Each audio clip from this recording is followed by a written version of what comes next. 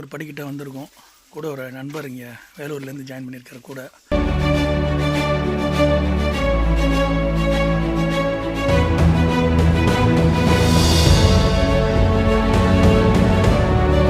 தென்மாதி மூலம் பருவதமலை அது. இது ஒரு நாள் சீர நடந்த நிலையப்பா. இரவும் பகலமாக 24 மணி நேரமும் 364 நாளும் இந்த அண்ணன் நடக்குது தாயே. இது சாதாரண மலை இல்லை. உலகத்திலே அதிசயமான மலை சஞ்சீவி பருவத மலை. இந்த மலையை தொட்டு படி ஏறினாலுமே எல்லா தோஷம் நிவர்த்தி ஆகுது. நம்மளுக்கு எல்லாம் காலம் பிறக்குது ஐயா. கல்யாணம் ஆகாதங்க, குழந்தை பாக்கி இல்லாதவங்க, வேலை வாய்ப்பு இல்லாத மன சோர்வோடு இருக்க மலையை தொட்டாலுமே போதும் ஐயா. 1 மாதம் 2 மாதம் 3வது மாதம் வெற்றி ஆகுது ஐயா.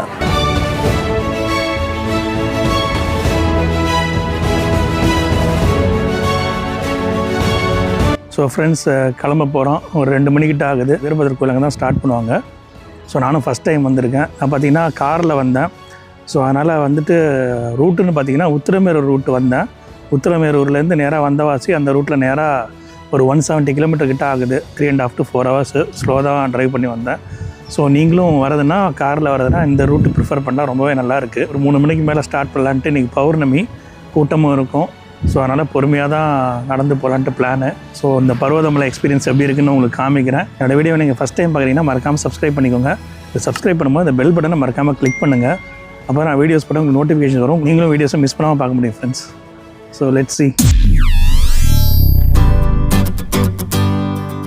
ஸோ ஃப்ரெண்ட்ஸ், பருவதமலைக்கு வந்தாச்சு. இப்போ பார்த்திங்கன்னா மலை இப்படி தான் நடந்து போனோம். ஸோ மலை இங்கே தெரியுது பாருங்கள்.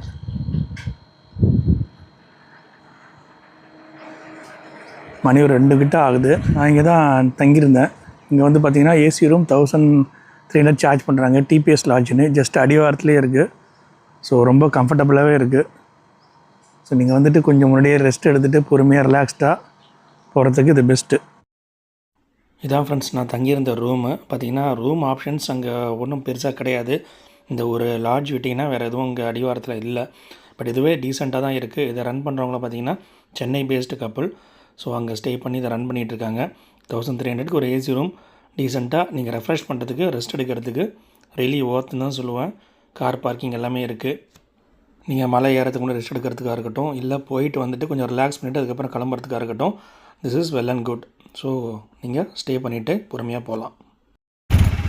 ஃப்ரெண்ட்ஸ், நம்ம பருவதமலை இந்த அடிவாரத்துக்கு போகிறதுக்கு முன்னாடி ஒரு செக் போஸ்ட் இருக்குது. ஸோ அதுதான் பாயிண்ட்டு. ஸோ அதில் ஆட்டோ ஏறி தான் நான் போனேன். ஸோ இங்கே பார்த்தீங்கன்னா அதுக்கு முன்னாடி ஒரு கோவிலும் இருக்குது. பௌர்ணமி டே நைட்டுங்கிறதால அன்னதானம் நிறையவே நடந்துகிட்டு இருந்தது. மக்களும் பார்த்திங்கன்னா நிறைய பேர் வந்துக்கிட்டே இருந்தாங்க. ஸோ வரவங்களாம் அங்கே சாப்பிட்டுட்டு அந்த செக் போஸ்ட் அங்கேருந்து தான் அடிவாரத்துக்கு நம்ம போனோம். ஸோ இங்கேருந்து பார்த்தாலே தெரியுது மலை மேலே கோவில். ஸோ அங்கே தான் போக போகிறோம். ஸோ இந்த அளவுக்கு தூரத்தில் இருக்கும் இப்போதைக்கு. ஸோ பொறுமையாக போகலாம். பார்த்திங்கன்னா அதுக்கு முன்னாடி பூஜை சாமான்லாம் நீங்கள் வாங்கினா அதுக்கு கடைங்கள்லாம் நிறையவே இருக்குது. ஸோ நீங்கள் எதுவும் வாங்கிட்டு போகணுன்னு அவசியம் இல்லை. இந்த விபூதியாக இருக்கட்டும், அபிஷேகத்துக்கு தேவையான பன்னீராக இருக்கட்டும், எல்லாமே இங்கே கடைங்க இருக்குது. அங்கேயே போய் நீங்கள் எந்த பூஜை சாமானாலும் வாங்கிக்கலாம். கடைங்க நிறைய இருக்குது. அதை பற்றி கவலைப்பட தேவையில்லை. இங்கேருந்து வாங்கிட்டு போகணுன்னு அவசியம் இல்லை. ஃபைனலாக செக் போஸ்ட்டுக்கு வந்துட்டோம் ஃப்ரெண்ட்ஸ். இதான் செக் போஸ்ட்டு. இங்கேருந்து அடிவாரம் ஒரு 4-5 கிலோமீட்டர் வரும். இங்கேருந்து பருவதமலை அடிவாரத்துக்கு நீங்கள் நடந்தும் போகலாம், ஆட்டோலையும் போகலாம். ஆட்டோ பார்த்தீங்கன்னா லிமிட்டடாக சில ஆட்டோ மட்டும் ஆப்ரேட் பண்ணுறாங்க. அதுக்கப்புறம் ஃபாரஸ்ட் டிபார்ட்மெண்ட் இருக்காங்க. ஒரு 10 rupees டிக்கெட் அவங்க சார்ஜ் பண்ணுறாங்க உள்ளே என்ட்ரு ஆகிறதுக்கு. சஞ்சீவி பர்வதகிரி ஆஞ்சநேயர் கோயில் தாங்க இது. ஸோ இந்த மலையே பார்த்திங்கன்னா சஞ்சீவி மலையில் ஒரு பகுதின்னு சொல்கிறாங்க.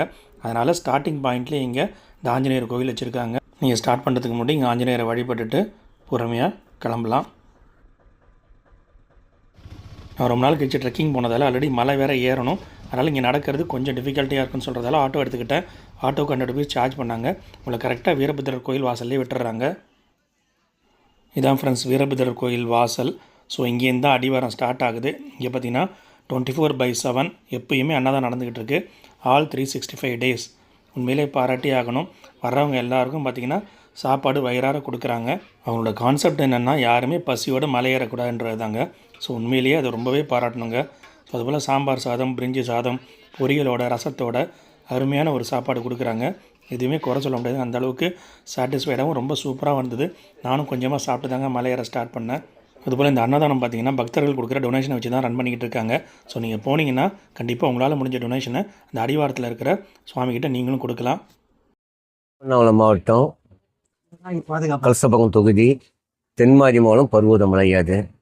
இது 2000 ஆண்டுகளுக்கு முன்ன அமைஞ்ச மலை. இது அடிவாரத்துலேருந்து மேலே வரைக்கும் கொஞ்சம் தான் 7 கிலோமீட்டர் வீரபத்திரம் கோயிலேருந்து. இவ்வளோ மக்களும் இரவும் பகலமாக 24 மணி நேரமும் 360 நாளும் நடக்குது. இது ஒரு பெரிய மகத்துவம் கொண்ட மூலிகை கஞ்சி ஐயா. அதிகாலையிலேருந்து மதிய வரைக்கும் மூலிகை கஞ்சி. மதியானது சாப்பாடு. கடவுளோட சக்தியும் பக்தர்களின் ஒத்துழைப்புலையுமா தலைமாசம்னு வந்து அரிசி, பருப்பு, காசு, பணம் எல்லாமே செலுத்துவாங்க அப்பா. இது சாதாரண மலை இல்லை. உலகத்திலே அதிசயமான மலை சஞ்சீவி பர்வத மலை. இந்த மலையை தொட்டு படி ஏறினாலுமே எல்லா தோஷம் நிவர்த்தி ஆகுது. நம்மளுக்கு எல்லாம் காலம் பிறக்குது ஐயா.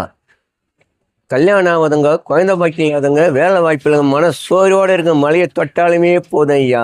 1 மாதம் 2 மாதம் 3வது மாதம் வெற்றி ஆகுது ஐயா. அதே சமயத்தில் பல தேசத்து மக்கள், பல கோடி மக்கள் பசியோடு போயிட்டு இறங்கி வரும்போது உணவு. திருவண்ணாமலை வெளி வட்டாரம்னா சுற்றி ஹோட்டல் கடை ஐயா. இது சிவனுடைய மலையா. எவ்வளோ பக்தர்கள் வந்தாலும், எவ்வளோ வசதிப்பட்டவராக இருந்தாலும், எவ்வளோ செல்வநாதராக இருந்தாலும் இந்த மலைக்கு வரதுக்கு ஒரு குடப்பணி வேணும். அதுக்கு மேலே இந்த அன்னதானத்தை உதவி பண்ணது பெரிய ஒரு பாக்கியம் தாயே. சாதாரண இடம் இல்லை அப்பா. இது மனசார வேண்டு, இது நினைச்சிட்டு நடக்குமாப்பா. மனசார சொல்கிறேன். இந்த அடிவாரம் வீரபத்திரம் கோயில் பூசாரி ராஜேந்திரன், முடிஞ்ச அளவுக்கு வெளியில் கண்டு ஏமாறாதீங்க அம்மா. உங்களால் முடியாது. நீங்கள் கஷ்டப்படுற காசு இல்லை. 1 ரூபா கடன் வாங்காதீங்க. 1 ரூபா நம்ம கஷ்டப்படுற காசில் 1 ரூபா காணி யாரும் செலுத்தணும். 1 கிலோ அரிசி வாங்கி கொடுங்க அம்மா. 1 கிலோ பருப்பு கொடுக்கலாம், 1 கிலோ எண்ணெய் கொடுக்கலாம், 1 ரூபா காணி செலுத்தலாம். மனசார தேடி வந்து அடிவாரம் வீரபத்திரம் கோயிலில் சன்னிதில் சிவனையே என்னால் முடிஞ்சதாப்பா காணிக்காம மனசார செலுத்துங்க அம்மா. நம்ம கஷ்டமெல்லாம் தீரும் தாயே. அன்னதான்றது சாதாரண விஷயம் இல்லை அம்மா. சிவனுடைய மலையம்மா. அப்போ தானே கேட்டதை கொடுப்பாருப்பா அந்த இடத்துல. இவ்வளோ மக்களும் பசி இல்லாத அனுப்புறாரு அப்பா சிவன். பல கோடி மக்கள் திரண்டு வராங்க அப்பா அந்த மலைக்கு. கேட்டதை கொடுக்குறாரப்பா. மன உறுதியோட நம்பிக்கையோட வழிபடுங்க. கேட்டது நடக்கும் அப்பா. ஸோ ஃப்ரெண்ட்ஸ், வீரபத்திர கோயில் இங்கே அன்னதானம் போடுறாங்க. ஸோ இன்றைக்கி பௌர்ணமின்றதால சாம்பார் சாதம் எல்லாமே கொடுத்தாங்க. ஸோ சாப்பிட்டுட்டு கொஞ்சம் ரெஸ்ட் எடுத்துகிட்டு என் கிளம்பலான்ட்டு சாமி கும்பிட்டாச்சு வீரபத்திர சுவாமி. ஸோ இங்கேருந்து தான் ஸ்டார்ட் பண்ணுறோம். So let's see friends.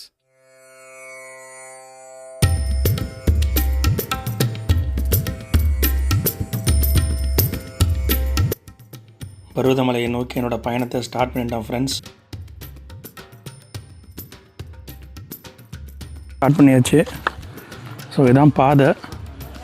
ரோடெல்லாமல் சுமாராக தான் இருக்குது. ஸோ இங்கேருந்து பொறுமையாக நடந்து போகணும். மொத்தம் 4 டைப் ஆஃப் வழி சொல்கிறாங்க. ஸோ இது ஃபஸ்ட்டு இது படி ஒரு 1300 படி இருக்குன்னு நினைக்கிறேன். ஸோ ஸ்டார்ட் பண்ணிட்டு போயிட்டுருக்கோம் ஃப்ரெண்ட்ஸ். ஸ்டார்ட் பண்ணியாச்சு. ஸோ போயிட்டுருக்கோம். இங்கேருந்து மலையை காமிக்கிறேன் பாருங்கள். ஸோ இங்கே தெரியுது மலை பார்த்தீங்களா? அங்கே தான் ஈஸ்வரன் இருக்கார், பார்க்க போகிறோம். ஸோ நான் ஃபஸ்ட் டைம் வந்திருக்கேன்.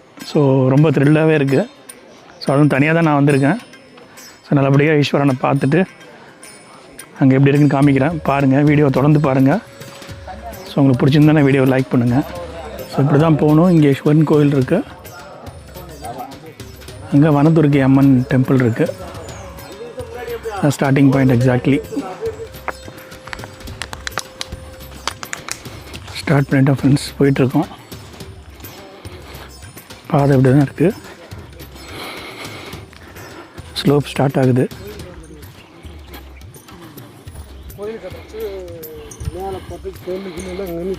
மேலையா? ஆமாம் சார். இதான் ஃப்ரெண்ட்ஸ் படிப்பாதை ஸ்டார்ட் பண்ணுற இடம், ஸ்டார்டிங் பாயிண்ட். ஸோ இங்கே வந்துட்டு விபூதி வச்சு விட்றாங்க இங்கே இருக்கிற குருக்கள். ஸோ விபூதியை வாங்கிட்டு நம்ம கிளம்பலாம். ஸோ படி இப்படி தான் இருக்குது ஃப்ரெண்ட்ஸ். வெயில் தெரியல.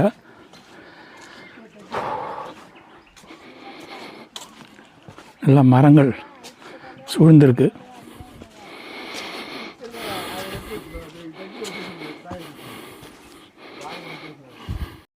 பௌர்ணமியில் மலை ஏறும்போது அட்வான்டேஜ் என்னென்னா இங்கே வந்துட்டு கடைங்க நிறையா இருக்குது. நீங்கள் மலை உச்சிக்கு ஏற வரைக்குமே கடைகள் நிறையா இருக்குமா. ஸோ நீங்கள் கொஞ்சம் ரிலாக்ஸ் பண்ணிவிட்டு ஏதாச்சும் கூல் ட்ரிங்க்ஸ் வாங்கி குடிச்சிட்டு போகலாம். 400 படிக்கிட்ட வந்திருக்கோம். லெமன் சோடா எனக்கு நடக்கிறதுக்கு கூட ஒரு நண்பர் இங்கே வேலூர்லேருந்து ஜாயின் பண்ணியிருக்காரு கூட. ஸோ தனியாக வந்தேன்னு பார்த்தா கூட ஒரு ஹெல்ப்புக்கு இருக்கார். இன்னும் எப்படியும் 3 மணி நேரம் நினைக்கிறேன். நாங்கள் பொறுமையாக தான் நடக்கிறோம்.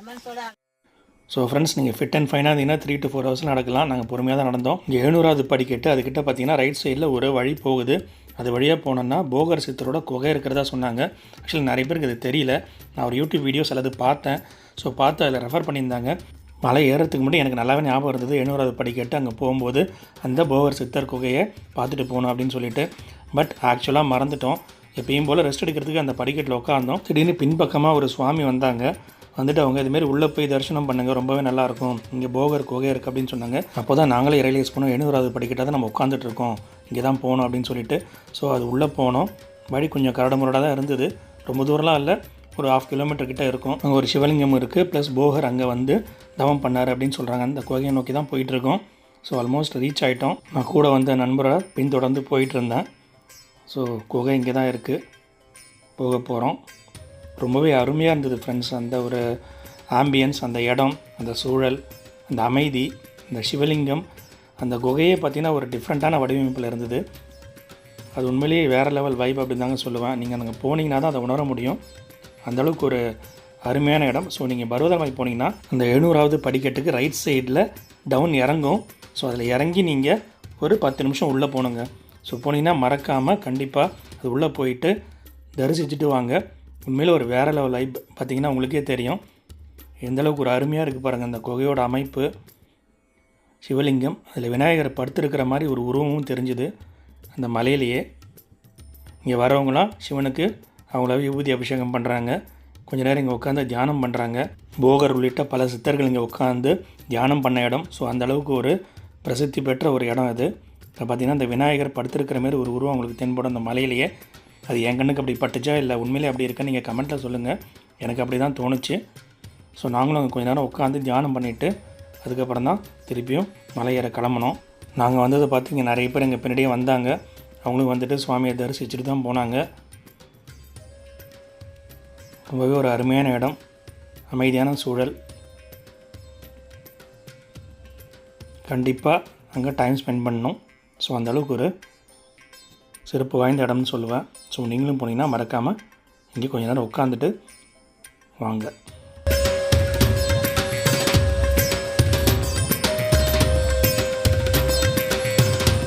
1300 படியை நெருங்கிட்டோம். ஸோ முடிய போகுது. அடுத்தது வந்துட்டு கல்லாலான பாதை. ஸோ மலை பார்த்திங்கன்னா இன்னும் தூரமாக தான் தெரியுது. ஸோ இதாங்க பாறைகளான பாதை. இது ஒரு 2லேருந்து 3 கிலோமீட்டர் கிட்ட நடக்கணும். இதுக்கப்புறம் பார்த்திங்கன்னா கடப்பாறை பாதை, அதுக்கப்புறம் ஆகாய பாதை, இன்னும் ஒரு 3 பாதைகள் இருக்குது. ஃபஸ்ட்டு பாதை தான் இப்போ முடிச்சிருக்கோம். இது பார்த்திங்கன்னா கொஞ்சம் கரடுமுரடாகவே இருக்குது.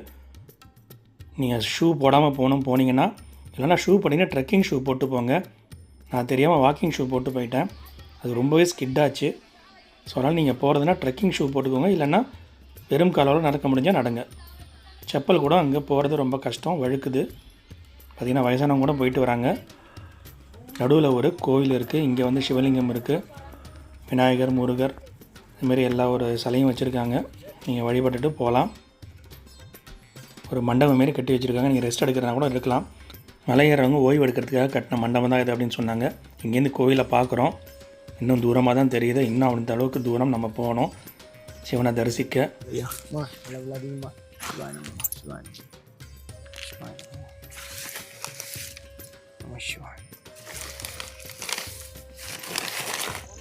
நீங்கள் நார்மலாக நடக்கிற வழியும் கடலாடி வழின்னு சொல்கிறாங்க, அந்த வழியும் ரெண்டும் ஜாயின் ஆகிற இடம் தான் இது. இங்கே பார்த்திங்கன்னா ஒரு சிவலிங்கம் வச்சுருப்பாங்க. பகலில் நல்லா தெரியும். நாங்கள் நைட்டு வரதுக்கு ஒரு 7 மணி 8 மணி ஆகிடுச்சு. ஸோ மேலேருந்து பார்த்தோன்னா கீழே ஃபுல்லாக லைட்ஸ் தான் தெரியுது. அடுத்தது கடப்பாறை மலை ஏறணும். என்னால் அதெல்லாம் வீடியோ எடுக்க முடியல, ஃபோன் சார்ஜ் போயிடுச்சு. ப்ளஸ் அதெல்லாம் ரொம்ப டிஃபிகல்ட்டாக இருந்தது. ஸோ நைட்டு 10 மணிக்கிட்ட ஆகிடுச்சு நாங்கள் ஏறும்போது. ரொம்பவே கஷ்டப்பட்டு தான் நான் ஏறணும்னு சொல்லணும். கடைசியில் கோயில் உள்ளே வந்துவிட்டோம். ஆக இப்போ அதெல்லாம் தாண்டி ஃபைனலாக சிவனை தரிசிக்க ஒரு பிரகாரத்துக்கு வந்தாச்சு. இதாங்க மலை உச்சி. ஸோ அங்கே கோயில் உள்ளே போகிறதுக்கு முன்னாடி அந்த சூலம் இதெல்லாம் இருக்குது. ஒரு ஜோனை மாரி இருக்குது, அங்கே தண்ணி இருக்குது. இதெல்லாம் பகலில் நல்லா தெரியும். ஸோ அந்த மலை மேலே காற்று பார்த்திங்கன்னா குளிர்ந்த காற்று ஜிலு ஜிலு ஜிலுன்னு வீசுது. அது ஒரு வேறு லெவல் எக்ஸ்பீரியன்ஸுங்க. அது போயிட்டு அங்கே அனுபவிச்சா தான் தெரியும். இந்த கோயில் உள்ள பௌர்ணமின்றதால நிறைய பூஜை சாமான்லாம் அங்கேயே இதெல்லாம் விற்கிறாங்க. நெய் விளக்கு, தீபம், இதுமாரி விஷயம்லாம் நீங்கள் அங்கே வாங்கிட்டு பொறுமையாக உட்காந்து நீங்கள் சாமியை வழிபட்டுட்டு வரலாம். சாதாரண நாளில் நீங்கள் போனீங்கன்னா பால், பன்னீர், தேன், விபூதி இதெல்லாம் வச்சு நீங்களே அபிஷேகம் பண்ணலாம். பட் பௌர்ணமின்றதால நிறைய கூட்டம் வரதால் ஒன்லி விபூதி அபிஷேகம் மட்டும்தான் அலோவ் பண்ணாங்க. ஸோ நாங்கள் சுவாமிக்கு விபூதி அபிஷேகம் பண்ணிவிட்டு வெளியில் வந்துட்டோம் பிரகாரத்துக்கு. ஒரு அருமையான தரிசனங்க. நீங்கள் சுவாமிக்கிட்டே உட்காந்துடலாம் ஒரு 10 நிமிஷம்.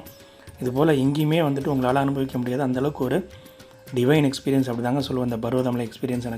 எனக்கு கால் ஆப்ரேட் பண்ணியிருக்கிறதால கொஞ்சம் கஷ்டப்பட்டு தான் கிடந்தேன். உண்மையிலே சிவன் எனக்கு ஹெல்ப் பண்ணாருந்தாங்க சொல்லணும். ரொம்பவே சந்தோஷமாக இருந்ததுங்க. வந்தோம், நாங்கள் வந்து 3 மணிக்கு ஏறோம்னு வச்சோம். பொறுமையாக தான் ஏறணும், உட்காந்து தான் ஒரு 9:30-10 மணிக்கு வந்தோம். சாமி நல்லா திருப்தியாக திவ்யமாக பார்த்தோம்.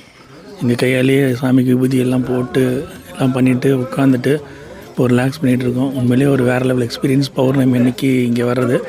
பட் ட்ரெக்கிங் பார்த்திங்கன்னா இட்ஸ் ரியலி டஃப். அந்தளவுக்கு ஈஸிலாம் இல்லைங்க. வரதுன்னா ப்ரிகாஷன்ஸ் எடுத்து தான் வரணும். மெடிக்கலி ஃபிட்டுன்னா வரலாம், ரொம்பவே டஃப் தாங்க. ஸோ என் கூட பார்த்திங்கன்னா இங்கே ஒரு நண்பர், இவரை பார்த்த பிரபாகரன், அவரும் இங்கே 3வது தடவை வராரு. ஸோ உண்மையிலேயே நல்ல எக்ஸ்பீரியன்ஸ். அவர் நல்லா ஹெல்ப் பண்ணார் எனக்கு. 4வது டைம் வந்திருக்கேன். என்னுடைய உழைப்பு, என்னுடைய நடைன்றதோட ஐயாவுடைய அருள் கிடைச்சதுனால நான் வரேன் மலைக்கு. என்னுடைய மன வலிமையும் உடல் வலிமையெல்லாம் சொல்ல முடியாது. ஐயாவுடைய அழைப்பால் நான் இங்கே கோவிலுக்கு வந்திருக்கேன்.